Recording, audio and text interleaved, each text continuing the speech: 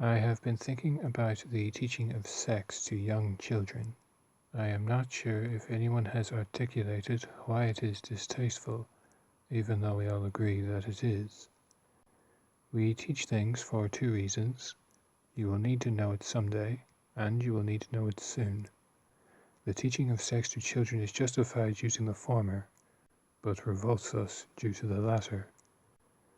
For example, in Ireland there is a junior cert at age 15 and a leaving cert at 17 or 18.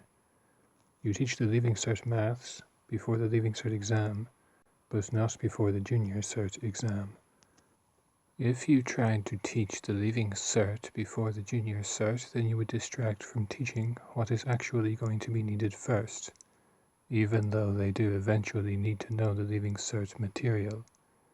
There is an expectation that the junior cert material is needed first, so it is taught first. Then, as the leaving cert approaches, there is an expectation that leaving cert material is needed, so it is now taught. It is not just what you need, but when. Therefore, when sex is taught at any age, there is an implicit expectation that the information will be needed soon. This is why teaching sex to young children is revolting. Teaching it young reveals an expectation that it will be needed young. It is a signal of where the elites want society to go, for it is they who set the curriculum. It is a cultural pressure designed to change society in a certain direction. It is also a signal of the mentality of the teachers, the people in contact with our children. What kind of person is comfortable with the idea that children should be equipped for early sex?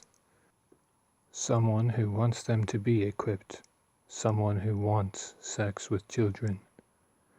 Allowing this kind of teaching selects for pedophiles because normal people will be so off-put that they do not take the job, leaving only those not off-put. Thus, the sex education for young children is putting pedophiles into contact with children and laying the groundwork for a society where this is acceptable and you are not permitted to object to it. I think that teaching about homosexuality or celebrating gay pride is part of it. You cannot discuss homosexuals without discussing homosexual sex, for they are defined by it. It would be like talking about doctors without discussing what they do, what makes them doctors. I think that this gives an explanation for the instinctive revulsion we feel. Our brain recognizes the implications of what we see before we have had time to consider it.